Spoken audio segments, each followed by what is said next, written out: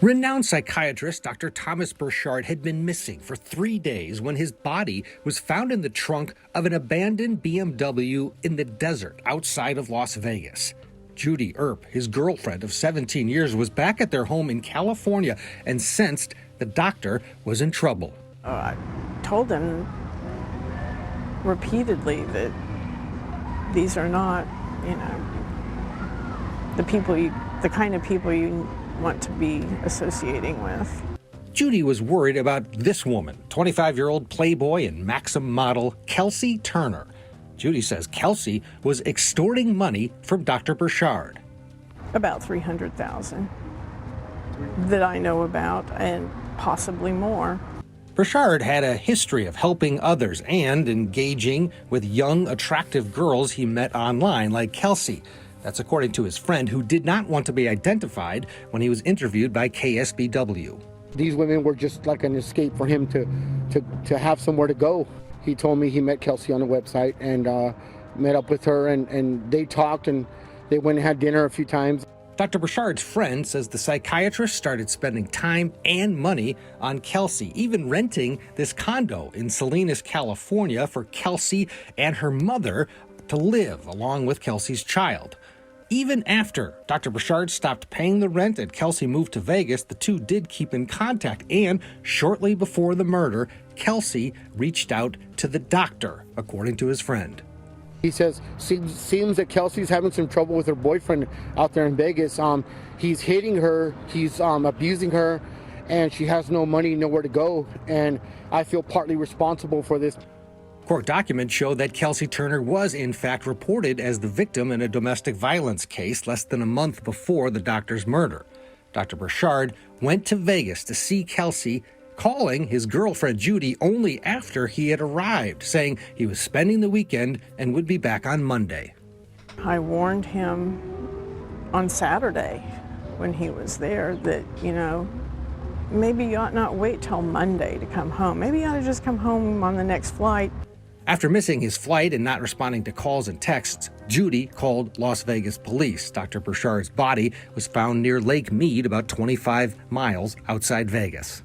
The actual incident occurred at a residence in the Las Vegas Valley, and then the body was found out by the lake. This is the Las Vegas home where Kelsey and her boyfriend John Kennison were living and where investigators believe Dr. Burchard was murdered. Kelsey's roommate, Diana Pena, told a grand jury that Kennison attacked Dr. Burchard with a baseball bat and that after the initial attack, Kelsey insisted that her boyfriend knock him out. Pena also testified that the attack left Kennison covered in blood. According to arrest warrants, police recovered a bag from the Rio Hotel. It's where prosecutors say Turner, Kennison, and Pena fled to after the murder. Inside that bag, investigators found sheets of paper ripped from Dr. Burchard's notebook that contained his banking information and passwords. Additional information has come to light.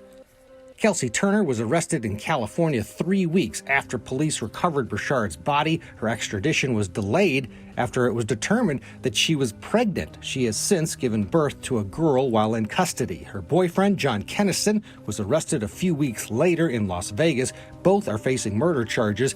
Kelsey's roommate, Diana Pena, pleaded guilty to accessory to murder and is expected to testify at their trials. All right, let's bring in a criminal defense attorney who practices out in Las Vegas. Craig Drummond is with us. Craig, great to see you. Good evening, Vinny. Maxim model, Playboy model, long blonde hair. Does that help her or hurt her in Clark County? It is Las Vegas. I really don't know. I think it's going to depend on how it plays out, how the facts play out. If she testifies, if she doesn't, does she come across as credible, or does she come across as this blonde person trying to take advantage of other people? I think it's all to be determined, and we'll have to see as the trial progresses.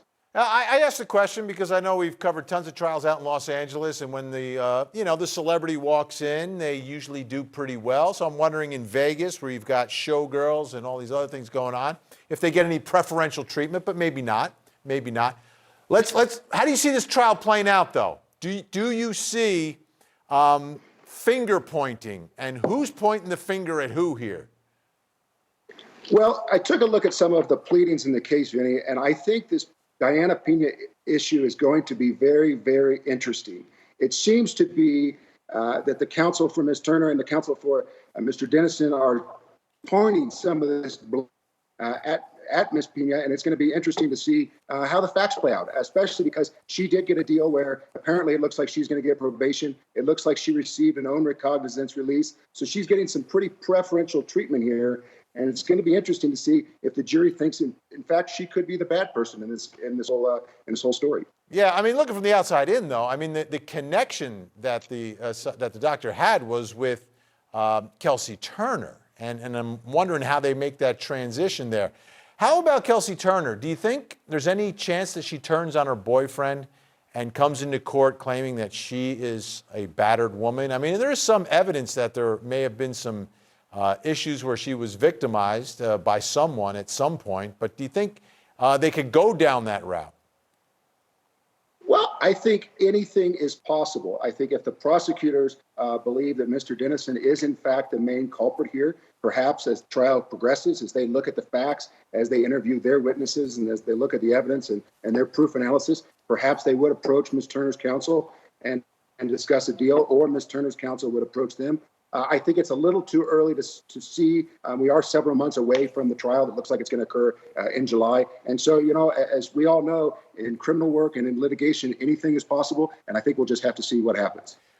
Well, if there is no deal, let's say she's at trial, do you think she maybe takes the witness stand and says, oh my goodness, I was beaten, I was so scared, I didn't know what to do, and he was going to kill me, and I'm a victim here? Do you think she could end up doing that in not testifying for the state against her boyfriend, but trying to save herself on the witness stand at trial? At least from what I can tell from the public pleadings, it doesn't look like she's made a statement. And given that fact, you never know. And when somebody's going to take the stand and tell a story that no one has ever heard before, it does become very difficult for a prosecutor when they're cross-examining it, because while they can cross-examine it on the facts, they can't cross-examine it on a prior statement. And that's really where a good prosecutor is more normally very effective at cross-examination. It's looking at those prior statements. And when you have none, it's very interesting, because they're going to hear it for the first time, just as the jury would hear the story for the first time, if in fact she chooses to testify. And that's why criminal defense attorneys like you always say, exercise that right to remain silent, because when it is time to speak, if you have spoken before, you're kind of locked into a story. She's locked into nothing now. Hey, Vinny, you're absolutely right. I mean, when somebody gives a statement, whether or not that statement can be used against them later as a prior inconsistent statement, what they're also doing is adding pieces of the puzzle, little pieces of their statement that they might not think are inculpatory. They think they're exculpatory, but in fact, they're adding pieces to that prosecutor's puzzle. So you're exactly right. That's why, generally speaking, a defendant or somebody under investigation should not give a statement, because then it does put them in a situation later where they can give a story, and it's going to be very hard to contradict that story, at least as far as doing it with a prior statement from this person. And if you're going to give a statement, give it to Court TV. That's all I'm saying. Craig Drummond, great to have you on the show. Please come back. Thanks for having me this evening. All right. Thanks, Vinny. All right, folks, when we come back, oh, by the way, status conference coming up June 4th for this case. So we're getting very close. I think it's going to happen this summer. I really do.